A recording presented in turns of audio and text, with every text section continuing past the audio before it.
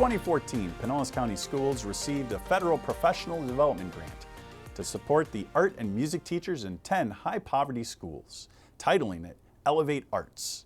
Over the past 5 years, Elevate A.R.T.S teachers have had great success using design thinking to create student-centered, culturally relevant lessons that help students share their personal voice, incorporating technology and STEAM.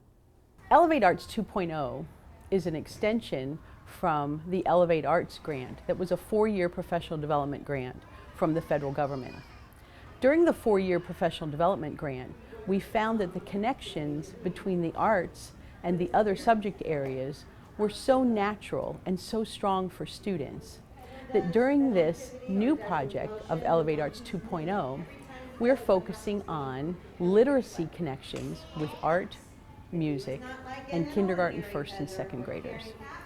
We are writing lessons for art and music teachers to use in their classrooms that will make connections with the literacy projects that are going on in the Gen Ed classrooms.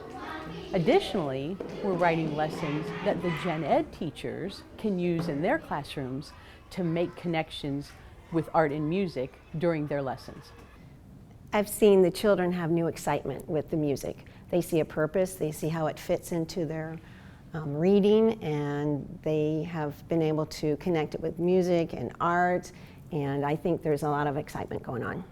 Today, we saw the art and music teachers at Gulfport Elementary implementing the first grade lessons that they wrote that connect to the book Caps for Sale that is being used in the first grade classroom. These art and music teachers wrote lessons with literacy connections, but keeping the art and music goals that they are teaching in their classrooms and making those natural connections for our students. It has actually been so wonderful to see the students coming in, and when we open up the lesson, I show them a little video of the Caps for Sale being read to them, and they automatically start performing what they have learned in music along with the text and read aloud that I'm showing them. And the faces light up and the light bulbs go off and they say, oh, we did this in music, or we did this in our classroom. And so then we talk about how we see things between art and music and literacy, and that really it all blends together. We are finding that the research is compelling with the literacy and arts connections for our students. We have kindergartners start writing stories with illustrations. It's just a natural connection. In music, fluency is so important, and that is so important in reading, as well as all of the auditory connections. So the carryover is just natural, and these teachers are showing how good it is for students. They're making those connections automatically. And then we go on to talk about some of the same language and vocabulary that they see in between all 3 classes. So it's just been exciting, and they really are excited about becoming an illustrator for the day and creating their own scene from Caps for Sale, and they get to choose which page or story they want to, part of the story that they want to use. So we will build our lesson, and each week we're adding a little bit more from the book until they have a finished piece of their illustrated Caps for Sale.